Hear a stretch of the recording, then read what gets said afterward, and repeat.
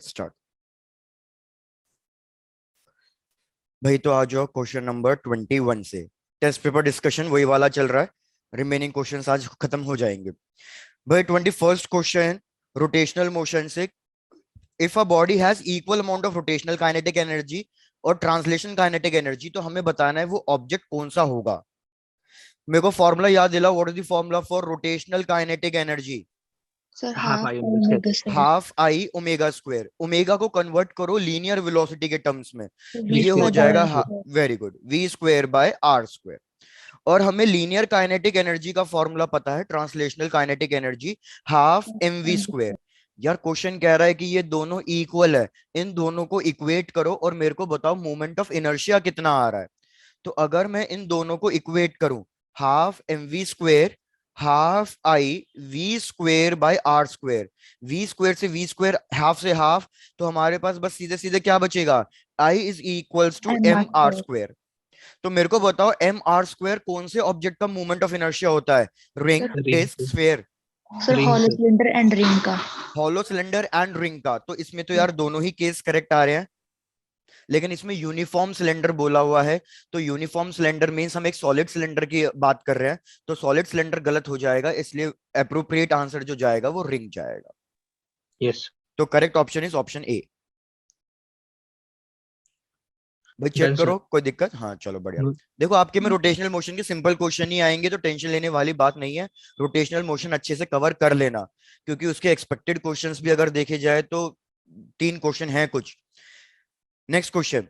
Next question कह रहा है कि time period of an oscillation of total energy of an harmonic oscillator with angular frequency omega, कि भैया हमारी एनर्जी का क्या रहता है, फ्रीक्वेंसी।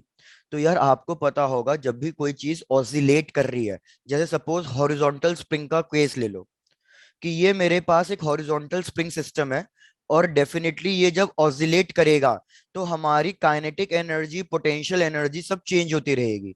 जैसे मेन पोजीशन पे कौन सी एनर्जी मैक्सिमम होती है और कौन सी जीरो होती है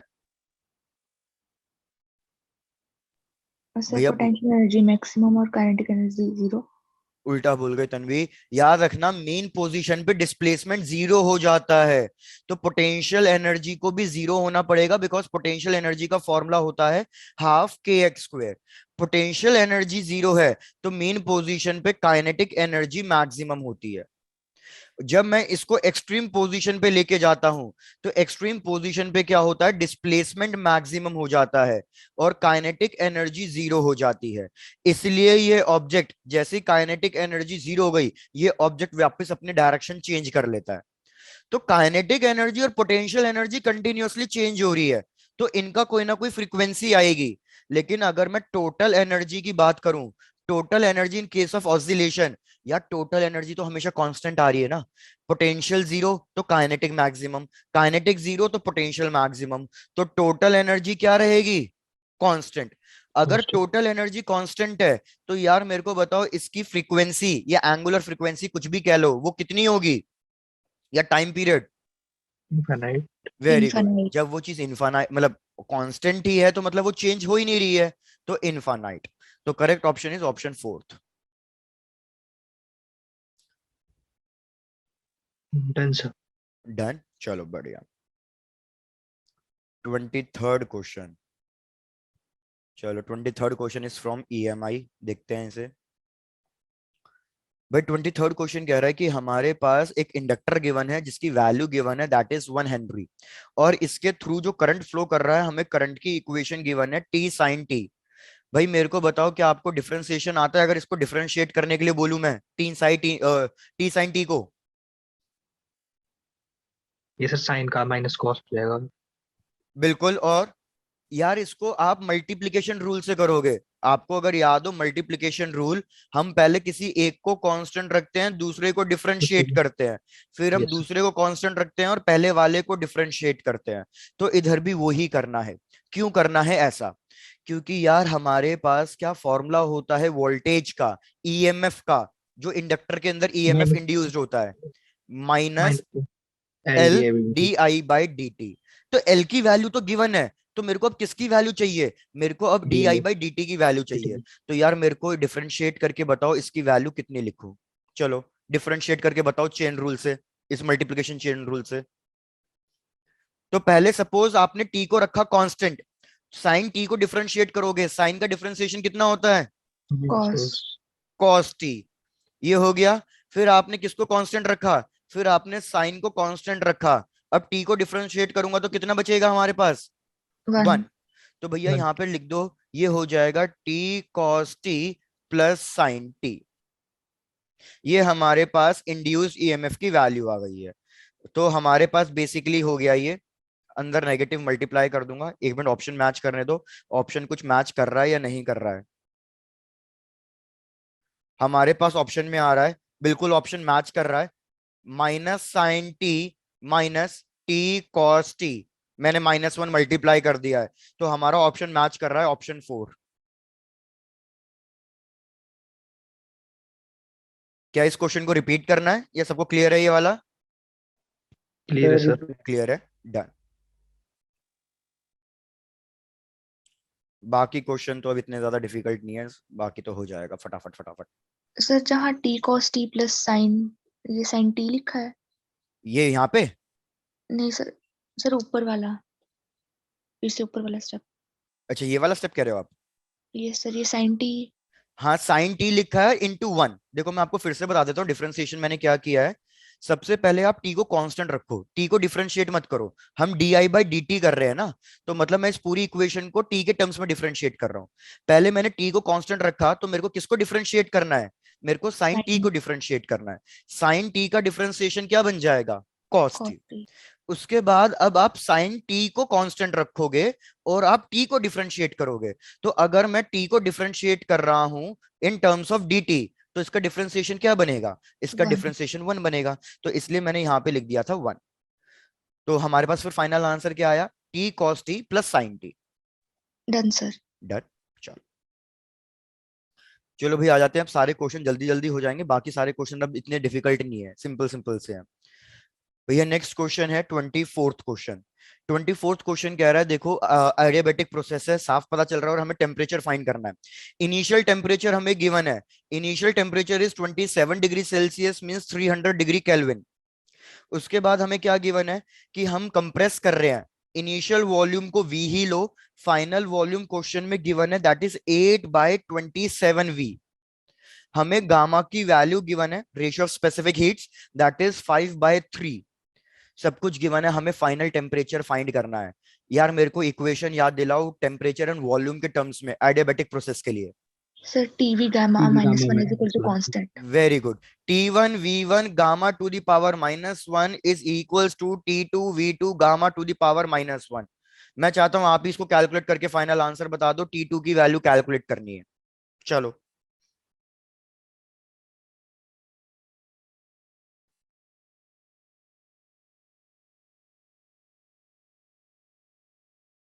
फाइनल वॉल्यूम इज 8/27 और ये 5/3 -1 होगा, तो इट विल बिकम 2/3।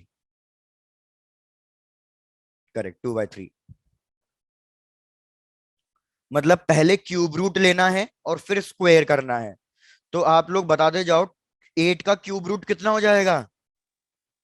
2। और 27 का क्यूब रूट कितना हो जाएगा? 3। 3। और इसका स्क्वायर करना है, तो T2 की वैल्यू आएगी 300 इंटू 9 डिवाइडेड बाय 4। चलो सॉल्व करो।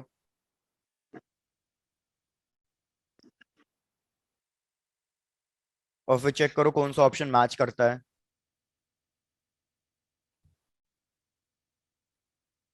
675। तो ऑप्शन नंबर 4, 675 केल्विन, ऑप्शन 4।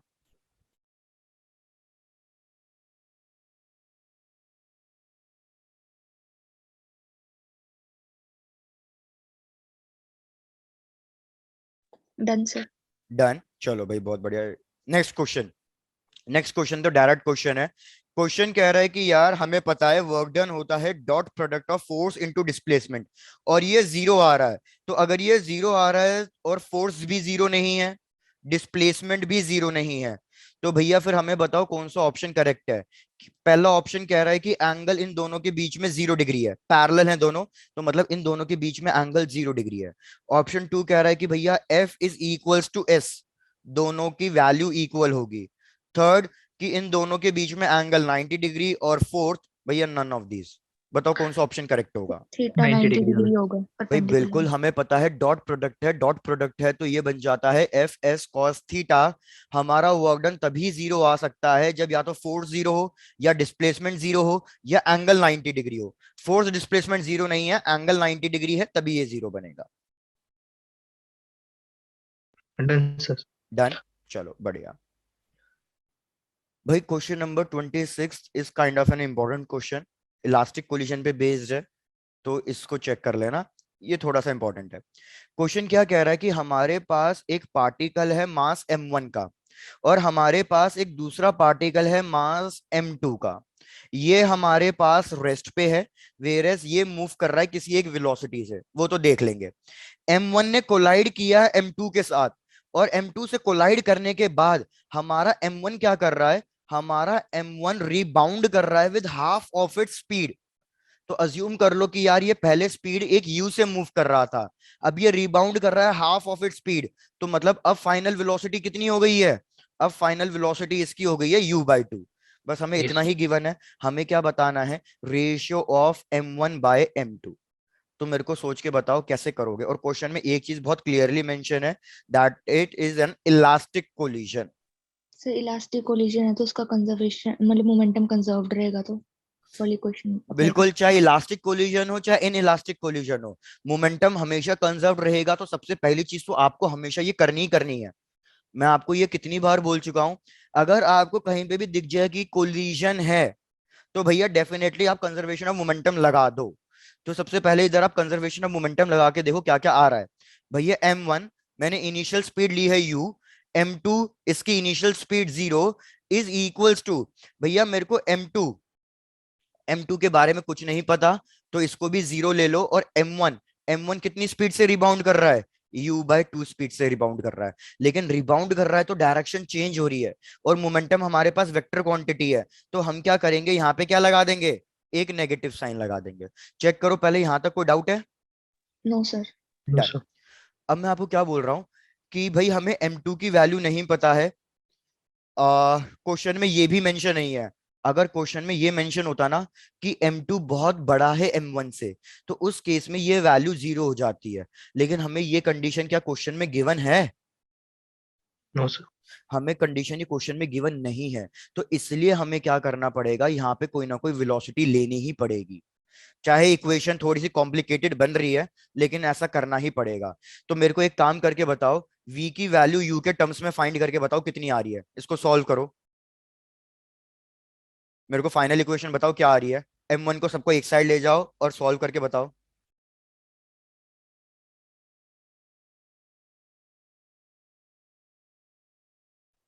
ये इधर थ्री गया। M one U by 3m1u/2।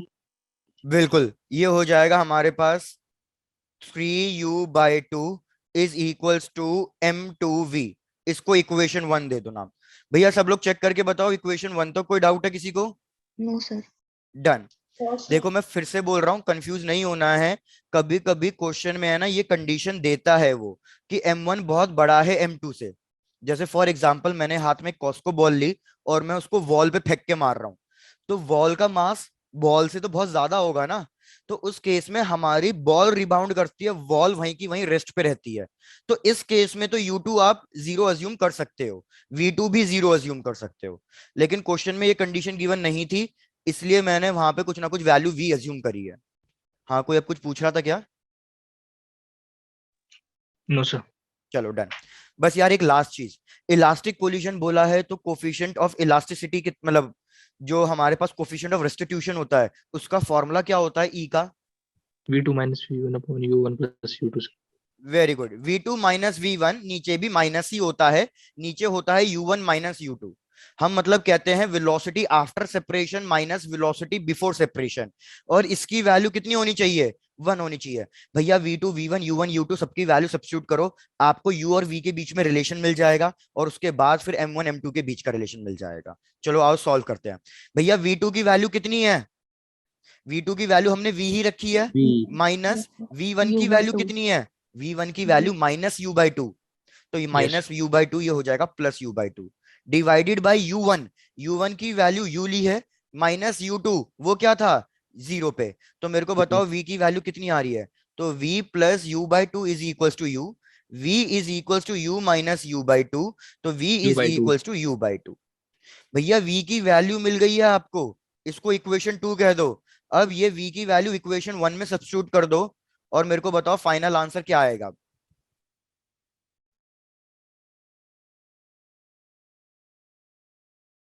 इस V की वैल्यू को इक्वेशन 1 में डाल दो, तो इक्वेशन 1 हमारे पास आई थी 3m1 is3U/2। equal to m2. Very good. M2, और हमारे पास ये आ गया U/2। U/2 कट गया, तो बहुत क्लियर कट चीज है, M1/M2 का रेशियो आ गया 1:3। Yes sir.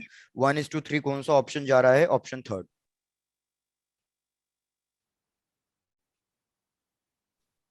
Done sir. चलो बढ़िया, थोड़ा बड़ा क्वेश्चन हो गया। हाँ यार बैक स्लाइड लो रोहित, बिल्कुल।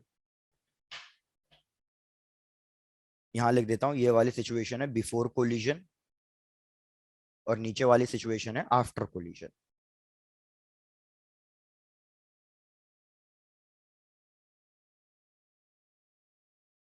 Done sir. डन, चलो बढ़िया। आ जाते हैं फिर नेक्स्ट क्वेश्चन पे। Next question 27th question. 27th question ये कह रहा है कि यार हमें एक सेंट्रीपिटल फोर्स गिवन है, centripetal F equals to minus k by R cube, where k is constant. हमें टाइम पीरियड ऑफ मोशन मतलब time period of revolution find करना है। तो भैया सोच के बताओ सेंट्रीपिटल फोर्स और टाइम पीरियड को कैसे रिलेट कर सकते हैं। सेंट्रीपिटल फोर्स का फॉर्मूला बताओ पहले, तो सेंट्रीपिटल फोर्स का फॉर्मूला क्या होता है? Sir mv m square square by by r. mv square by R. लेकिन इधर है ना लीनियर वेलोसिटी है, और मेरे को टाइम चाहिए, तो इस लीनियर वेलोसिटी को कन्वर्ट करो एंगुलर वेलोसिटी में। तो मेरे को यही सेम फॉर्मूला बताओ सेंट्रीपिटल फोर्स का एंगुलर वेलोसिटी के टर्म्स में। Sir v by r m कर लेंगे. तो भैया हमारे पास फॉर्मूला आता है, याद रख लेना, M R m r omega square square minus k by R cube. भाई किसी तरीके से ओमेगा की वैल्यू निकाल लो, तो ओमेगा की वैल्यू आ जाएगी minus k bye M r⁴ square root कर दो, तो ये मेरे पास क्या आ जाएगा? Minus k bye m square root में, और हमारे पास बाहर क्या बचेगा? 1/r⁴ चेक करते जाओ, यहां तक कोई दिक्कत? no No sir sir. भाई अब ओमेगा का फॉर्मूले बहुत सारे पता हो गए आपको, 2πf 2π/t, मेरे को 2π/t निकालना है, बाकी सब कुछ कांस्टेंट है। तो मेरे पास इधर आ रहा है 2π/t is directly proportional to 1/r², ये भी कांस्टेंट है तो भूल जाओ। तो मतलब t किसकी वैल्यू किसके प्रोपोर्शनल है? t की वैल्यू is R square. Proportional to r²। तो यार चेक करो कौन सा ऑप्शन मैच कर रहा है, ऑप्शन 2।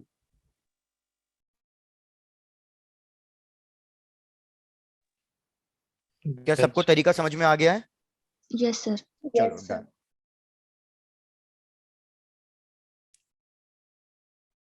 that's नेक्स्ट क्वेश्चन पे बढ़ रहा हूँ। नेक्स्ट क्वेश्चन डायरेक्ट क्वेश्चन है एक तरीके से। क्वेश्चन ने ट्रांसफॉर्मर का रेशियो गिवन है, वोल्टेज गिवन है, फ्रीक्वेंसी गिवन है। क्या आपको ट्रांसफॉर्मर रेशियो का फॉर्मूला पता है? What is the formula? efficiency वाला नहीं नहीं, ट्रांसफॉर्मर रेशियो का फॉर्मूला होता है E1/E2 is equals to N1/N2। इस Yes फॉर्मूले sir. को हम कहते हैं ट्रांसफॉर्मर रेशियो। मतलब E1 क्या होगा? Input voltage. E2 क्या होगा? Output volt. Output voltage. और ये N1 N2 क्या है? ये N1 Turn. N2 हमारे ट्रांसफॉर्मर के टर्न्स के रेशियो है। तो बस सीधा time सीधा यही reaction फॉर्मूला रखना है। E1 की वैल्यू कितनी गिवन है? कितना इनपुट वोल्टेज है मेरे पास? 120। मेरे को E2 निकालना है। N1/N2 का रेशियो क्वेश्चन में गिवन है, कितना गिवन है? 8:1। तो याद रखो फ्रीक्वेंसी से कोई लेना देना नहीं है, चाहे 60 हर्ट्ज होती, चाहे 100 हर्ट्ज होती, चाहे जितनी मर्जी होती, फ्रीक्वेंसी से हमारे आउटपुट वोल्टेज पे कोई फर्क नहीं पड़ता। बस जो फर्क पड़ता है वो नंबर ऑफ टर्न्स पे पड़ता है। तो यार इसको मेरे को डिवाइड करके बता दो भैया, E2 की वैल्यू कितनी आई? 15 भाई वेरी Yes, गुड, sir, 4 से 15. डिवाइड किया तो 30/2, so final answer is 15 volt. इधर वोल्टेज रिड्यूस हो रहा है, तो ये किस टाइप का वो हो जाता?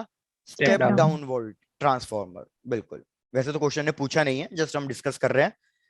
अरे यार मैंने कैलकुलेट भी करके दिखाया। क्वेश्चन पूछ रहा है फ्रीक्वेंसी ऑफ आउटपुट। शिट, मैंने क्वेश्चन ही पूरा नहीं पढ़ा।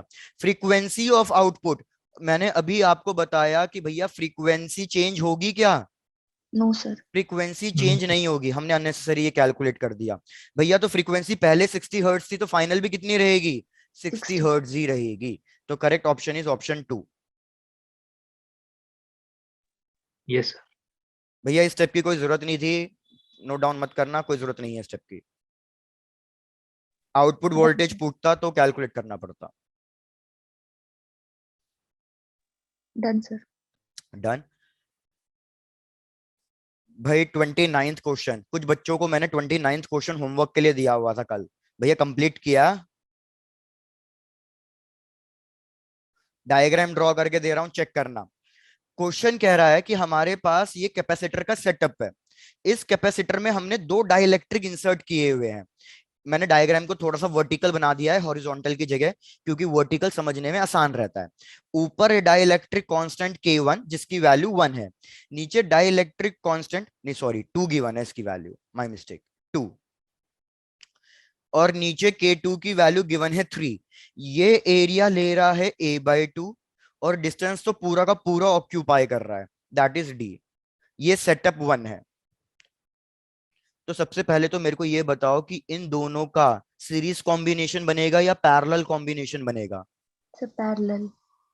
यार ये सबको आता है या किसी को समझाना है कि ये पैरेलल कनेक्शन कैसे हुआ? आता है सर. आता है? नहीं साहित्य, Yes. तुम तो कल की क्लास में थे ना, जो बाकी लोग नहीं थे, कि भैया ये इस टाइप से पैरेलल कनेक्शन बन रहा है, अगर आप नोटिस करो तो, क्योंकि दोनों बैटरी के टर्मिनल से कनेक्टेड हैं। K1 और K2 दोनों ही बैटरी के टर्मिनल से कनेक्टेड हैं। तो ये A, ये B, और ये हमारा हो जाएगा जिसमें K1 इंसर्टेड है। ये एक कैपेसिटर बन जाएगा जो K2 इंसर्टेड है। तो भैया अगर आप इसको C1 लिखो, इसको C2 लिखो, तो इसका C1 की वैल्यू कितनी होगी? Epsilon not. एरिया कितना है? A/2। डिस्टेंस कितना है? D। और इसके डाइलेक्ट्रिक की वैल्यू भी कितनी है? 2। तो हमारे पास ये आ रहा है एप्सिलॉन नॉट A/D। ठीक है साहित्य। सिमिलरली C2 फाइंड करते हैं फटाफट। C2 के लिए epsilon not A, area A/2 हो रहा है, डिस्टेंस में कोई चेंज नहीं हो रहा है, लेकिन डाइलेक्ट्रिक की वैल्यू 3 है, तो ये तो हो गया 3/2 एप्सिलॉन नॉट A/D। यार क्या हुआ, बच्चे रिस्पॉन्ड नहीं कर रहे हैं, फटाफट बताते जाओ, सबको ये समझ में आ रहा है या नहीं? Yes, sir. Done. Yes, sir. तो यार इन दोनों का पैरेलल कनेक्शन है, पैरेलल कनेक्शन है, तो सी इक्विवेलेंट कैसे फाइंड करते हो पैरेलल कनेक्शन में? Addition C1 करेगा. Plus C2 Directly. Yes. Directly add कर देते हैं। तो जरा मेरे को इनको ऐड करके बताओ, फाइनल आंसर में कितना लिखूं? हाथ की हाथ सॉल्व करेंगे ताकि आंसर फाइंड कर सके। तो ये हो जाएगा हमारे पास 5/2. 5/2 5/2. Epsilon naught Epsilon. A/D। Check कर लेना, कहीं मैंने कुछ गलती करी हो तो मेरे को बता देना। No, sir. ठीक है.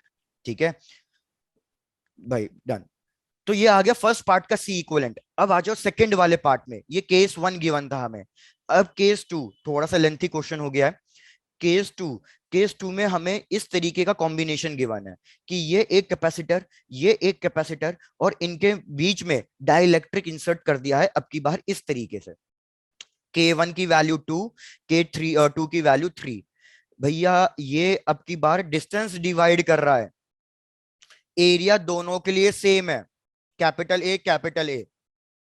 तो अब की बार ये सीरीज कनेक्शन होगा, तो मैं C1 की वैल्यू फाइंड करूंगा, तो हमारे पास C1 की वैल्यू कितनी आएगी? Sir, 2 A epsilon epsilon not naught A, by D. Distance का टर्म 2 है तो D/2 हो गया, डाई इलेक्ट्रिक भी 2 है, तो हमारे पास ये फाइनल आएगा 4 एप्सिलॉन नॉट A/D। C2 की वैल्यू कैलकुलेट करूंगा, C2 की वैल्यू कैलकुलेट करूंगा तो ये आ जाएगा 6 एप्सिलॉन नॉट A/D। अब इन दोनों का पैरेलल फाइंड करना है हमें, सॉरी सीरीज कॉम्बिनेशन फाइंड करना है हमें। तो जरा मेरे को इन दोनों का सीरीज कॉम्बिनेशन फटाफट थोड़ा सा स्पीड बढ़ा के कैलकुलेट करके बताओ यार, कितना आ रहा है ये?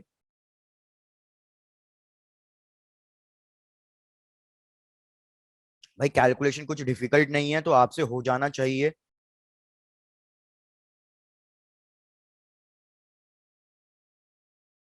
भाई एलसीएम तो आ जाएगा इनका 12, तो ऊपर बचेगा 3D और 2, 5D। 5D Yes. By 12 epsilon naught A, ये 1/CS की वैल्यू है, तो CS की वैल्यू कितनी आ जाएगी? 12 12 12 epsilon by by A. epsilon 5 naught by epsilon d. Not a by D.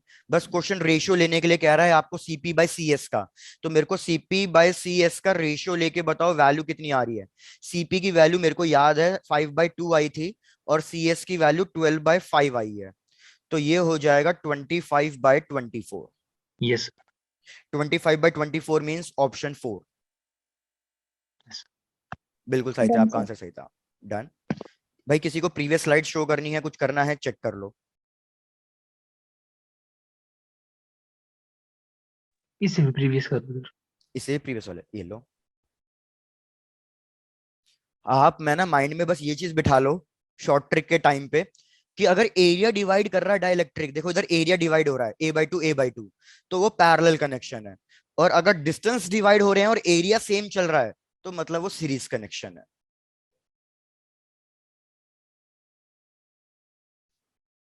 Done, sir. चलो बढ़िया। तो आ जाते हैं लास्ट 30, मतलब लास्ट कह रहा हूँ 30 क्वेश्चन पे। 30th क्वेश्चन पे सर्किट डायग्राम गिवन है, हमें वैल्यू ऑफ आर बतानी है सच दैट गैल्वेनोमीटर के अंदर 0 डिफ्लेक्शन होना चाहिए। मैं फटाफट डायग्राम ड्रॉ करता हूँ, फिर आगे डिस्कस करते हैं।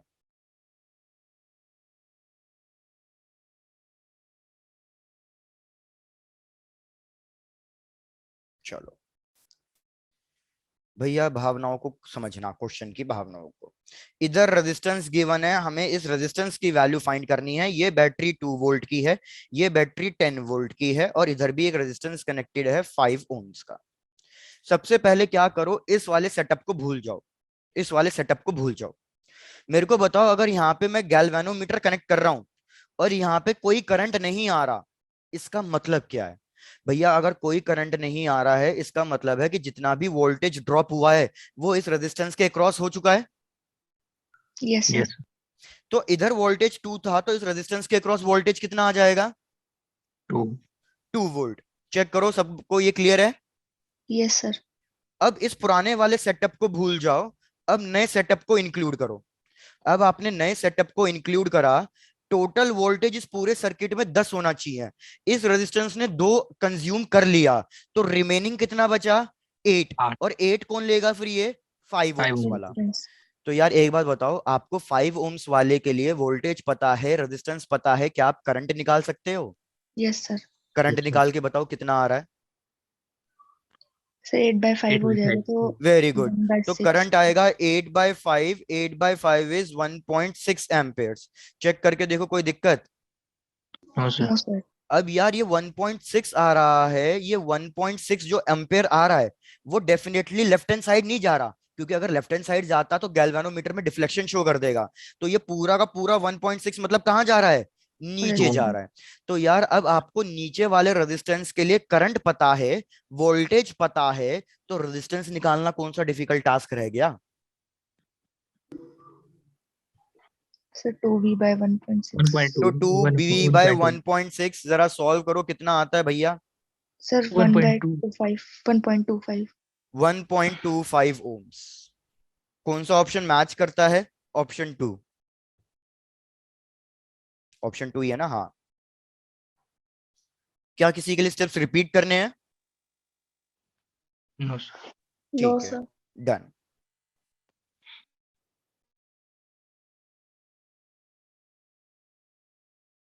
चलो फिर नेक्स्ट क्वेश्चन सिंपल है, डायरेक्ट क्वेश्चन है। क्वेश्चन ने कह दिया कि हमारे पास एक कॉन्वेक्स लेंस है, लेकिन ये लाइट रे को कन्वर्ज नहीं कर रहा है, ये लाइट रे को डाइवर्ज कर रहा है। रे ऑप्टिक्स खत्म किए हुए अभी ज्यादा टाइम भी नहीं हुआ है, नहीं तुम्हारे बोर्ड एग्जाम से पहले ही हो गया था शायद से खत्म। भैया मेरे को बताओ, अगर ये रिफ्रैक्टिव इंडेक्स इधर μ1 है सराउंडिंग का, और लेंस का म्यू है, तो ये डाइवर्ज कौन से केस में करेगा?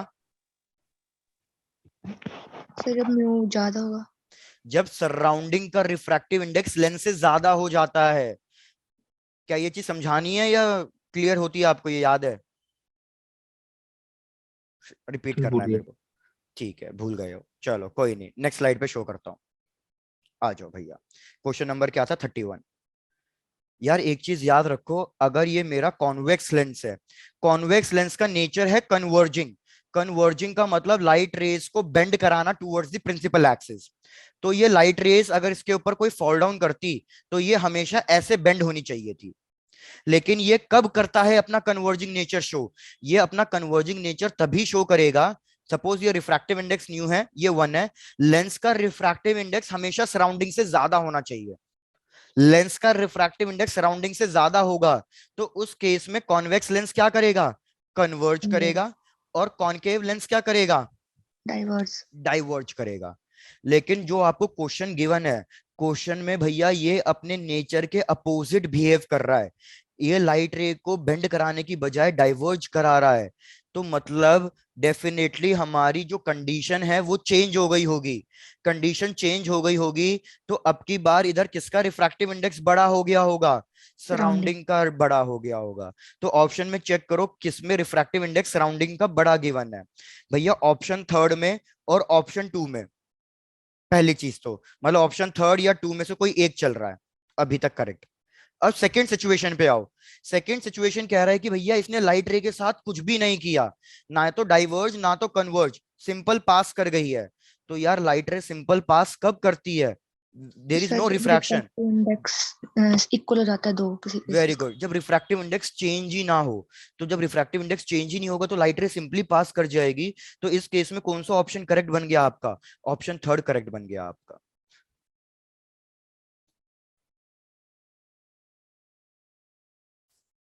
Done sir. डन, चलो बढ़िया। फिर आ गए हम क्वेश्चन नंबर 32 पे। यार 32 क्या कराने की जरूरत है लॉजिक गेट्स वाला, या ये हो जाएगा ट्रुथ टेबल ड्रॉ करके?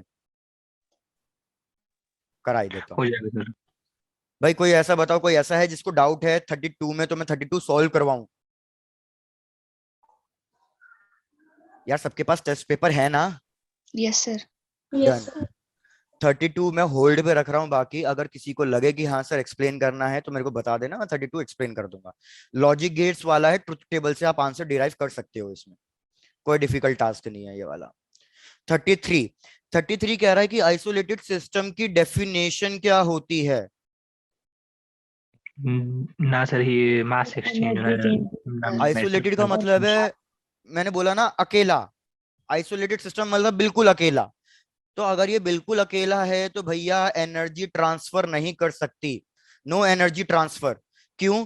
क्योंकि भाई अकेला है, सराउंडिंग तक नहीं है। आइसोलेटेड का मतलब सराउंडिंग तक नहीं है, हमने इसको सराउंडिंग से भी कट कर दिया। तो एनर्जी किससे ट्रांसफर करेगा?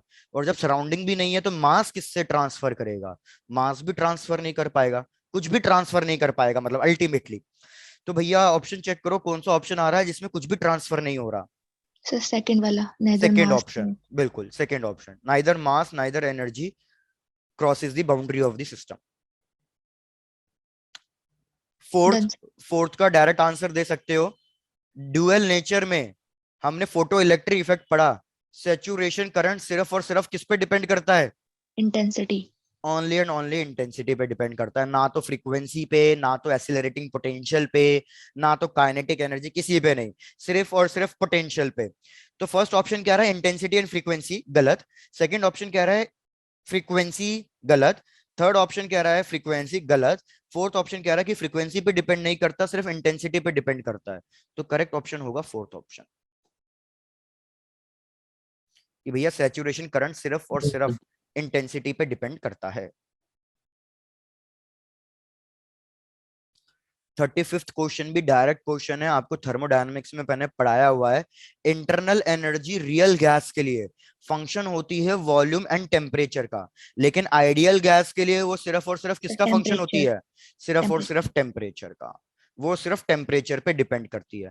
तो क्वेश्चन ने यही पूछा है कि internal energy of an ideal gas depends upon pressure, गलत। वॉल्यूम डेंसिटी, गलत। Temperature, yes. और चेंज इन वॉल्यूम, नहीं। वो सिर्फ और सिर्फ टेम्परेचर पे डिपेंड करती है। हाँ यस। अगर वो रियल गैस बोल देता तो फिर ऑप्शन थर्ड और फोर्थ दोनों सही हो जाते। Done sir. चलो भैया बहुत बढ़िया, हमने आज अच्छी खासी स्पीड पकड़ी हुई है। 36 क्वेश्चन सेक्शन बी पे आ गए हैं कि भैया कोफिशिएंट ऑफ फ्रिक्शन किस पे डिपेंड करता है। सबसे पहले मेरे को फ्रिक्शन फोर्स का फॉर्मूला बताओ, लिमिटिंग फ्रिक्शन का फॉर्मूला क्या होता है? Sir F coefficient is into equal normal. Very good. to N. Coefficient into normal मतलब कोफिशिएंट का मतलब हो गया नेचर ऑफ सरफेस, और नॉर्मल फोर्स का मतलब हो गया कि कितना स्ट्रांगली कोई बॉडी प्रेस कर रही है, मतलब इसको हम कहते हैं प्रेसिंग फोर्स, क्योंकि नॉर्मल फोर्स प्रेसिंग फोर्स के बराबर होगा। तो इधर वो कह रहा है option A area of contact, नहीं गलत। नेचर ऑफ सरफेस करेक्ट, तो इसमें सेकंड ऑप्शन ही करेक्ट है बस।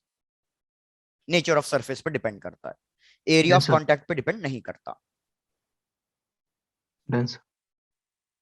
चलो भाई, यार न्यूक्लियर ना तो मैंने पढ़ाया है, मैं मतलब आपने पढ़ा हो खुद से तो इसका आंसर देना, क्योंकि न्यूक्लियर का मैंने कहा हार्डली एक क्वेश्चन एक्सपेक्टेड होता है, तो न्यूक्लियर मैंने आपको कराया भी नहीं है, बहुत लंबा चैप्टर भी है।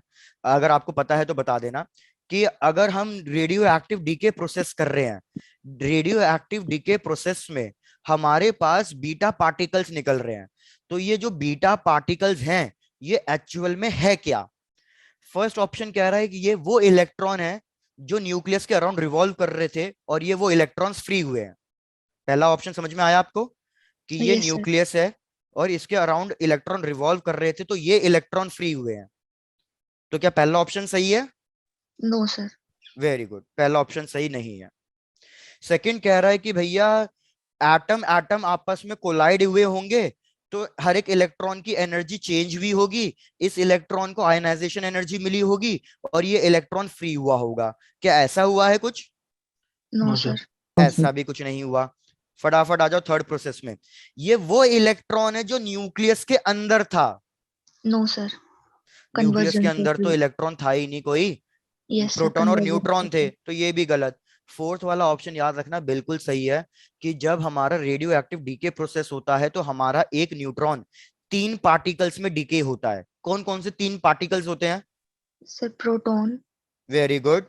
सर एक इलेक्ट्रॉन होता है और एक एंटी न्यूट्रिनो कुछ। एक एंटी न्यूट्रिनो होता है, एंटी न्यूट्रिनो मतलब आप कंसिडर कर सकते हो just like a photon, Zero कि mass एक or zero फोटोन charge. की यस तरह सर। होता है जिसका कोई मास नहीं होता, लेकिन ये कुछ ना कुछ एनर्जी कैरी करता है, एंटी न्यूट्रिनो। तो बस ये चीज इक्वेशन याद रख लेना, एक प्रोटॉन एक इलेक्ट्रॉन और एक एंटी न्यूट्रिनो फोटोन। तो हमारा फोर्थ ऑप्शन इसमें करेक्ट है।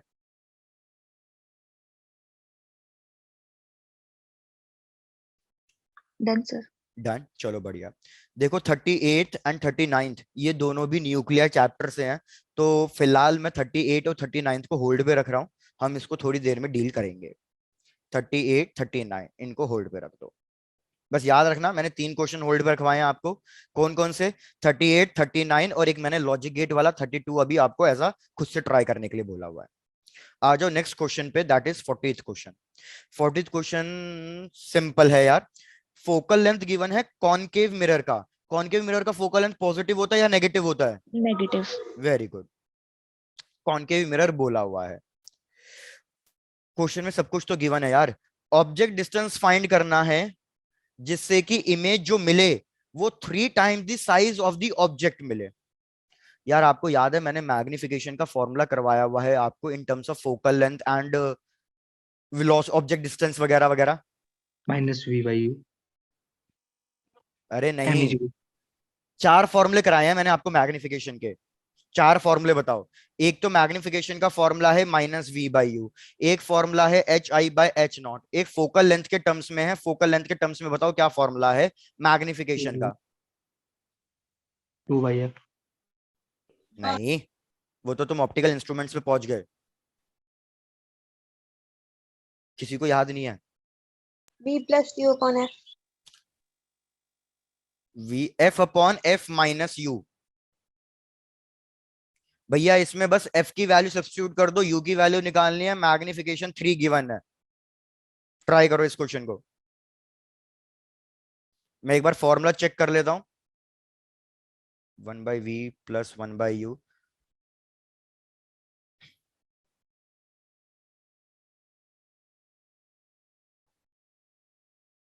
u - f/f is equals sir to -20। u by v, मैंने सही लिखा हुआ है बिल्कुल। लेकिन देखो एक चीज बताओ, क्वेश्चन में ये मेंशन है क्या कि हमारे पास in front of the mirror find the position so that, 20. यार देखो हमें ना क्वेश्चन में बस इतना बोला हुआ है कि जो मैग्निफिकेशन है वो 3 गिवन है, लेकिन क्वेश्चन में ये नहीं बोला हुआ कि रियल इमेज बनी है या वर्चुअल इमेज बनी हुई है। तो आप मैग्निफिकेशन को दो लोगे, एक +3 लोगे और एक क्या लोगे आप, -3। -3 तो पहले +3 लेके फटाफट आंसर बता दो कितना आ रहा है। सर 20 आ रहा है, वेरी गुड। फिर तो अगर -20। आप क्या कहते हैं यहाँ पे +3 लोगे तो आपके पास ऑब्जेक्ट डिस्टेंस आ रहा होगा -20। यस एक बार सर। -3 लेके बताओ कि फिर कितना आ रहा है। 40. तो फिर हमारे पास आ रहा होगा -40। मतलब -40. हमारे दो ऑब्जेक्ट डिस्टेंस पॉसिबल हैं। तो कौन सा ऑप्शन करेक्ट होगा, 4th. Fourth option. यार इस टाइप के क्वेश्चन में ध्यान दे लेना, हमें रियल या वर्चुअल इमेज नहीं बोला हुआ है, तो हमें मैग्निफिकेशन +3 और -3 दोनों लेने पड़ेंगे। और आप इस वाले फॉर्मूले को याद रखोगे तो question with in one formula, with in one step हो जाएगा। नहीं तो आपको क्या करना पड़ेगा, पहले v को 3u लोगे, फिर मिरर फॉर्मूले से सब्स्टिट्यूट करोगे और फिर वापस से कैलकुलेट करोगे, तो वो थोड़ा सा लेंथी स्टेप हो जाएगा। सर इसका एक और फॉर्मूला है, वो भी लिखवा दो। एक और फॉर्मूला, एक और फॉर्मूला होता है f minus v by f. देखो कैसे आया, एग्जाम में अगर भूल भी जाओ ना, थोड़ा सा कैलकुलेशन को फास्ट कर लेना, जैसे अभी मैंने किया, पूरे फॉर्मूले को v से मल्टीप्लाई किया तो ये बन गया v बाई यू यस चाहिए, सर।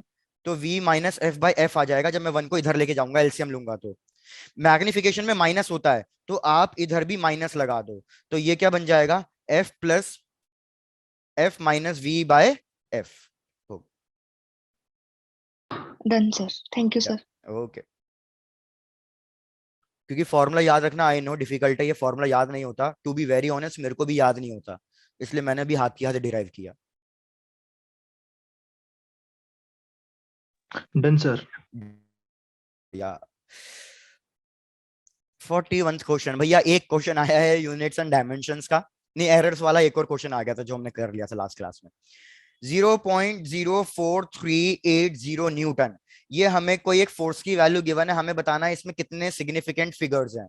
सिग्निफिकेंट फिगर्स आपने केमिस्ट्री में भी पढ़ा होगा, फिजिक्स में भी पढ़ा होगा, बताओ कितने 4 हैं। होंगे. Sir 4. 4, very good, 0, 4 8 significant and figures 8। होंगे, बिकॉज ये वाला जीरो हमारा कंसीडर नहीं होगा। तो हमारे पास कितने आ गए, 4 सिग्निफिकेंट फिगर्स आ गए। कौन सा ऑप्शन मैच कर रहा है, ऑप्शन नंबर 3 मैच कर रहा Done, done, done. है। अरे वाह साहित्य, डन डन डन। चलो भैया आ जाओ नेक्स्ट क्वेश्चन पे। सबको मतलब मेरी आदत पड़ रही है, मजाक उड़ाते हो मेरा साहित्य। चलो भैया, हमें गिवन है एक एलसीआर सर्किट, वोल्टेज वगैरह वो सब कुछ गिवन है।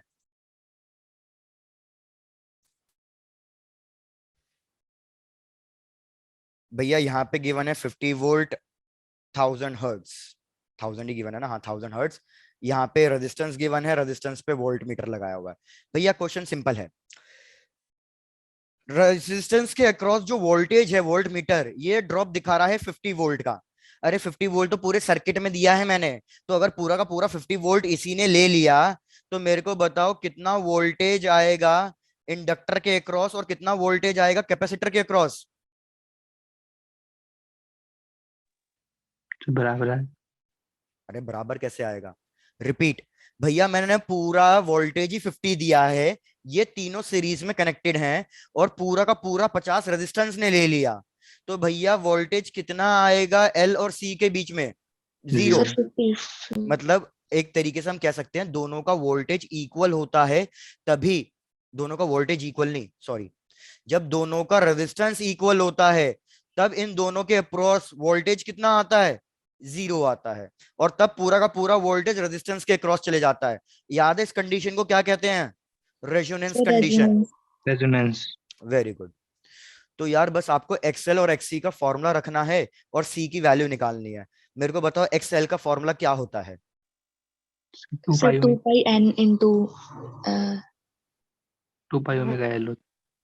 2 pi omega L, very good, is equals to XC की वैल्यू कितनी होती है, 1/2 पाई 2 पाई ओमेगा सी। ओमेगा। भैया इन दोनों को Yes. सॉल्व करो, डिवाइड करो, मल्टीप्लाई करो, कुछ भी करो, और सी की वैल्यू बताओ, सी की वैल्यू कितनी आ रही है। चलो लगो काम पे। Sir, 4 pi square omega square and L. एक मिनट, 1 मैंने by कुछ गलत कर दिया और कोई कुछ बोल भी नहीं रहा है। जब 2 पाई लिख दिया तो फिर ओमेगा कहां से आएगा? 2 pi F L is equal to 1/2 pi F C. Basically omega L is equal to 1/ओमेगा सी। सी की वैल्यू सॉल्व कर लेना। सी की वैल्यू कितनी है जो मेरे को आंसर गिवन है, सॉल्व करने के बाद जो आंसर आना चाहिए वो आना चाहिए 2.5. 2.5। Yes, yeah. यही आ रहा है, गुड। Yes, तो sir. ऑप्शन करेक्ट जो गिवन है दैट इज ऑप्शन 2। क्या किसी को कैलकुलेशन शो तो नहीं करनी ना? No, No, sir. sir. चलो डन। भैया 43rd क्वेश्चन बिल्कुल सिंपल सादा ड्यूअल नेचर का, एटम्स का सॉरी, कि भैया second orbit of hydrogen atom है। Second orbit of hydrogen atom हमें गिवन है, और जो ये वेवलेंथ अमिट आउट कर रहा है इसकी वेवलेंथ हमें गिवन है लैम्डा। तो हमें बताना है व्हाट इज द सर्कमफ्रेंस। तो अगर आपको याद हो बोर्स ने क्या कंडीशन बताई थी कि हमारा जो MVR. भी इलेक्ट्रॉन किसी एक 2 pi ऑर्बिट r में is equal रिवॉल्व to करेगा 2 n pi lambda. R circumference किसके बराबर होना चाहिए? And n lambda. lambda. N lambda के बराबर होना चाहिए। तो But अगर ये that एन लैम्डा के बराबर होना चाहिए तो हमारा सर्कमफ्रेंस कितना आ जाएगा? Sir, 2 2 lambda. N भाई square 2 होगा. सेकेंड ऑर्बिट के लिए 2 और लैम्डा एज इट इज तो 2 लैम्डा, किस्सा खत्म। तो Yes, कौन सा sir. ऑप्शन मैच कर रहा है? ऑप्शन 2। इसमें कुछ कैलकुलेट करना ही नहीं था, आपको बस Yes, ये sir. फॉर्मूला अप्लाई करना था कि circumference should be equals to integral multiple of lambda, और जहां पे ये इंटीग्रल मल्टीपल क्या रिप्रेजेंट करेगा? ऑर्बिट का number. Integer. Orbit number. Orbit का number. Done, sir. Done, done. sir. चलो भाई, बच्चों की स्ट्रेंथ हमारी कम हो गई है, वो कह रहे हैं टेस्ट पेपर बहुत हो गया, उनको नहीं समझ में आया कुछ भी। क्वेश्चन कह रहा है कि भैया हमारे पास 3 टाइप की रेज हैं, gamma rays, X rays and UV rays. आपको इनकी वो बतानी है, वेवलेंथ का ऑर्डर बताना है। तो UV की सबसे ज्यादा होगी और यार यूवी रेज की वेवलेंथ और फ्रीक्वेंसी सबसे ज्यादा होती है, फिर ज्यादा किसकी होती है? X-ray. एक्स रेज की, X और rays. लास्ट में किसकी होती है? Gamma. गामा रेज की। केमिस्ट्री में यार. बिल्कुल। तो भैया ये तो याद रखना ही रखना है, इसमें कुछ ऐसा था ही नहीं, तो option 3 is the correct answer. Done, sir. Done, sir. Done, चलो बढ़िया। अब भैया 45th क्वेश्चन। 45th क्वेश्चन कह रहा है the amplitude of an electric field in a plane electromagnetic wave in vacuum is 18 into 10 to the power minus 3. The amplitude of the magnetic field will be, हमें electric field का magnitude given है, हमें किसकी magnitude निकालनी है? Magnetic field का। तो यार एक चीज बताओ, इलेक्ट्रोमैग्नेटिक वेव का मतलब क्या होता है? कि it is a combination of Electric electric and field magnetic field. Plus magnetic field. Electric field और मैग्नेटिक फील्ड प्रोड्यूस होके हमें क्या देती है? Electromagnetic light. Wave. Electromagnetic wave Electromagnetic wave. मतलब लाइट, एक तरीके से लाइट। आपको इनका रिलेशन पता है? इनका रिलेशन क्या होता है? What is the relation between CE and Yes, sir. Electric field? Magnetic field upon electric field is equal to velocity of the light. उल्टा बोल गए थोड़ा सा, बस electric field by magnetic field is equals to velocity of light. Radius law. आपको electric field given है question में, speed of light आपको पता ही होगा कितनी होती है, 3 into 10 to the power 8। आपको 8. बस फाइंड क्या करना है? Magnetic field. कैलकुलेट इसलिए करके तो बताओ प्लीज।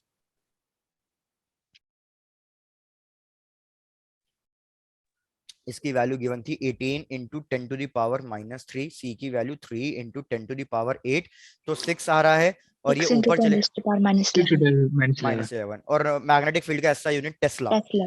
तो कौन सा Tesla. ऑप्शन मैच करता है इसमें? ऑप्शन 3। Third.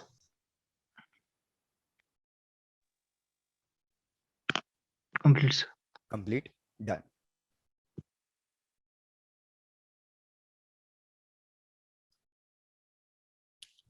Done, भाई sir. डन। 46 क्वेश्चन को भी रखो होल्ड पे। It is question of a waves, stationery waves, organ pipes का क्वेश्चन है। अगर ऑर्गन पाइप्स का आपको फॉर्मूला याद है तो डायरेक्टली सॉल्व कर सकते हो, वैसे तो फॉर्मूला बेस्ड क्वेश्चन नहीं है। बाकी अगर फॉर्मूला याद नहीं है तो भाई इसको नहीं कर पाओगे। तो मैंने ये पढ़ाया नहीं है इसलिए अभी मैं इसको भी होल्ड पे रख रहा हूँ, जो जो चीज मैंने अभी नहीं कराई आपको, जो जो सिलेबस में नहीं हुआ है। 47th question, if the distance between a point source of light and the screen is doubled, then what will happen to the intensity भैया वेव ऑप्टिक्स का क्वेश्चन है। क्वेश्चन कह रहा है कि भाई मैंने distance between the source and the screen इसको डबल कर दिया है, तो आप मेरे को बताओ क्या फर्क पड़ेगा इंटेंसिटी पे। सर रिड्यूस हो जाएगी। लेकिन कितने फैक्टर से रिड्यूस होगी, हमें फैक्टर भी तो बताना, क्योंकि ऑप्शन में तो फैक्टर्स गिवन है। तो याद रखना intensity is inversely proportional to distance का स्क्वायर, और ये डिस्टेंस आर स्लिट्स और स्क्रीन के बीच का एक तरीके से। सर तो 1/4 टाइम्स हो तो जाएगी अगर मैंने डबल किया है तो भाई वेरी गुड, तो ये कितना हो जाएगा 1/4 टाइम्स डिक्रीज कर जाएगा। 1/4 टाइम्स, तो मतलब कौन सा ऑप्शन मैच कर रहा है, option fourth. Done, sir. Done, चलो ये भी बढ़िया। 48 क्वेश्चन देखने दो मेरे को एक बार। कितने क्वेश्चन बचे हैं भाई, दो ही क्वेश्चन बचे हैं, तीन। 48, 49, 50। Yes.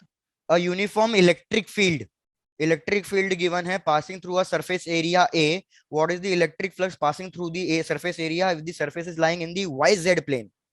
अरे भैया बिल्कुल बढ़िया क्वेश्चन। भैया आपने शीट को YZ प्लेन में रखा हुआ है। YZ प्लेन का मतलब क्या हो गया कि आपने शीट को वर्टिकल रखा हुआ है। क्या ये चीज समझ गए? Yes sir. Yes, sir. इस तरीके से वर्टिकल रखा हुआ है। मेरे को बताओ इसका एरिया वेक्टर किधर आएगा, sir towards Two x zero. Axis मतलब आगे की तरफ। या तो आगे की तरफ. आगे की तरफ या पीछे की तरफ, जहां यस आपका सर। मन करे आप वहां अज्यूम कर सकते हो। मैं आगे की तरफ अज्यूम कर रहा हूं पॉजिटिव साइड में। इलेक्ट्रिक फील्ड हमें गिवन है 2IA प्लस BJ। मतलब एक इलेक्ट्रिक फील्ड का कंपोनेंट, इलेक्ट्रिक फील्ड को स्प्लिट कर दो, एक इलेक्ट्रिक फील्ड का कंपोनेंट एक्स डायरेक्शन में ही है और एक इलेक्ट्रिक फील्ड का कंपोनेंट वाई डायरेक्शन में है। तो मेरे को बताओ वाई डायरेक्शन में जो कंपोनेंट है इलेक्ट्रिक फील्ड का, इसकी वजह से इलेक्ट्रिक फ्लक्स कितना आएगा? Zero. Sir zero. 0। क्योंकि भैया इलेक्ट्रिक फ्लक्स का Value. फॉर्मूला ई होता है ए E cos A theta. Cos theta. तो भैया इस वाई कंपोनेंट की वजह से तो एंगल बन जाएगा 90 डिग्री। तो ये तो कट गया। तो मतलब मेरे को जो भी इलेक्ट्रिक फ्लक्स निकालना है वो किसकी वजह से निकालना है, बस भैया इन दोनों की वजह से निकालना है। तो भैया आंसर देखो जिसमें सिर्फ एक कंपोनेंट आता हो, तो फ्लक्स बनेगा electric field into area into cos 0 degree. Electric field की वैल्यू एक्स डायरेक्शन में 2A, एरिया वेक्टर को ए ही रखो, तो हमारे पास फाइनल आंसर क्या आ रहा है, 2a मतलब ऑप्शन 2 आ रहा है। एक बार ये आंसर की से चेक करो कि क्या हमें 48 में ऑप्शन 2 ही गिवन है। यस, ऑप्शन 2 ही गिवन है। चेक करो किसी के लिए कुछ रिपीट करना है क्या? No No, sir. sir. Done.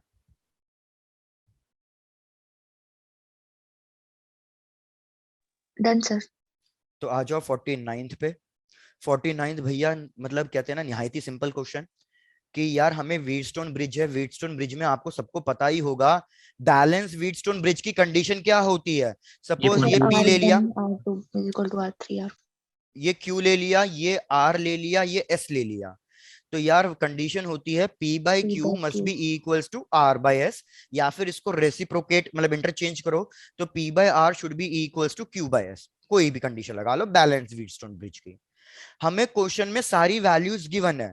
ये वाली वैल्यू गिवन है 10, ये वैल्यू गिवन है 20, ये वैल्यू गिवन है 40।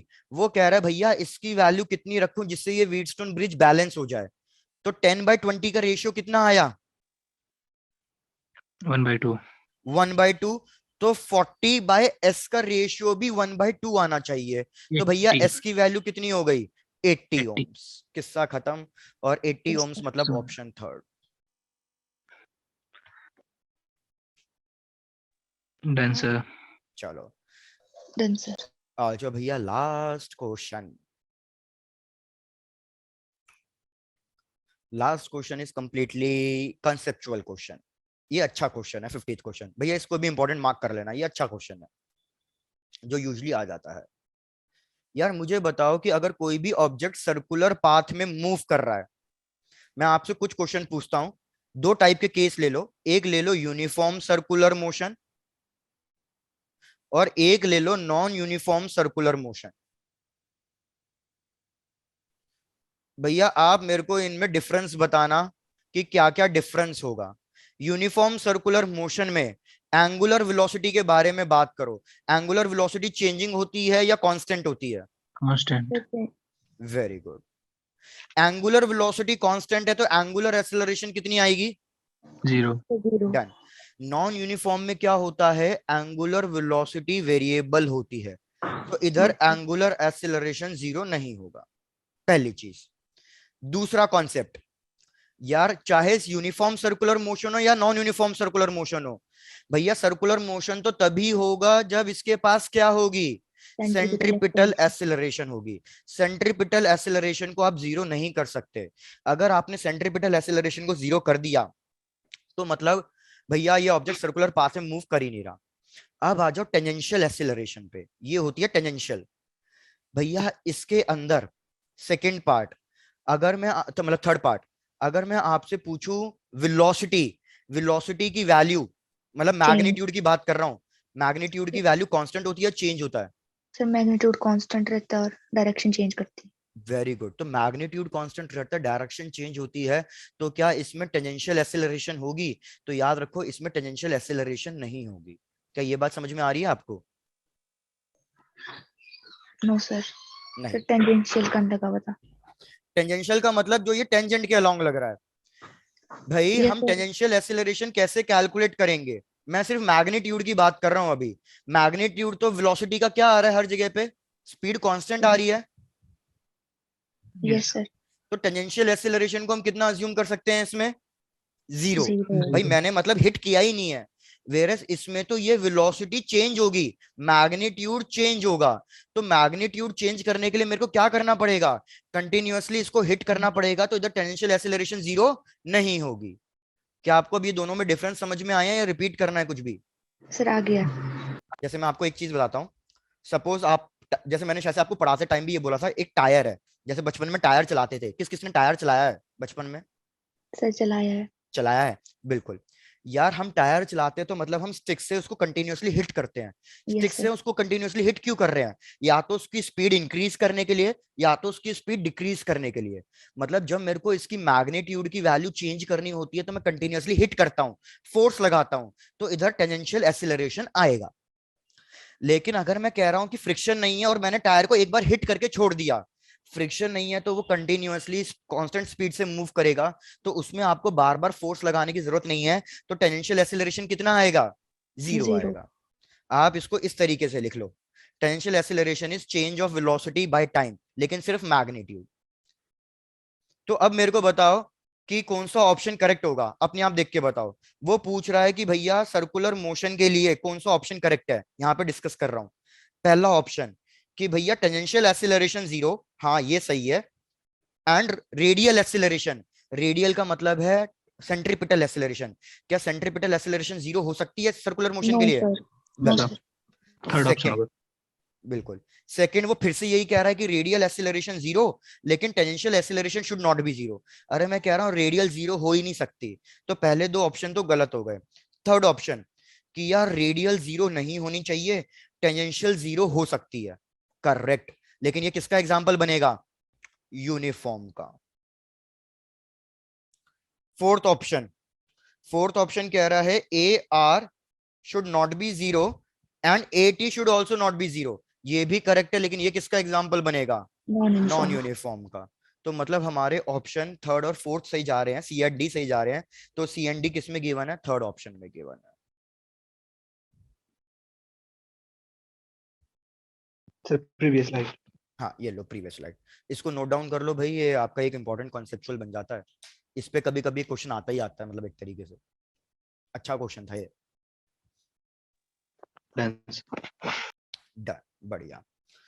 तो अब एक चीज चेक करके बताओ, जो जो क्वेश्चंस हमने किए हैं, मतलब जिस टॉपिक्स पे हमने क्वेश्चन किए हैं, क्या वो टॉपिक आपके स्ट्रांग हैं या वो टॉपिक में कोई डाउट्स तो नहीं है?